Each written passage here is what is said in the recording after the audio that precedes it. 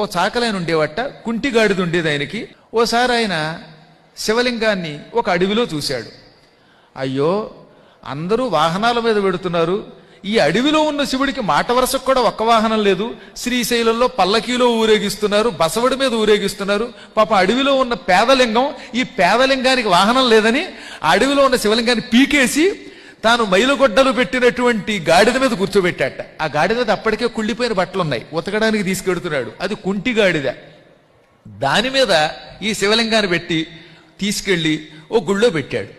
అప్పుడు ఆయన ఏం చేశాడు, నాకు వాహన సేవ చేసావా, కుళ్ళుగొడ్డల మీద మెత్తగా ఉందని కూర్చోబెట్టావా, అది కూడా కుంటిగాడిదా, అయినా సరే నిన్ను మెచ్చుకున్నానని ఆయన తీసుకెళ్లి భృంగిరిటి అని శివుడి దగ్గర ఒక గొప్ప దూత ఉన్నాడు, ఆయనకి సేవకుణ్ణి చేశాడు. ఇది ధూర్జటి రాసిన కాళహస్తీశ్వర మహాత్మ్యంలో పద్యం అనమాట. ఇది మనకి వామకేశ్వర తంత్రంలో కథ కనబడుతుంది.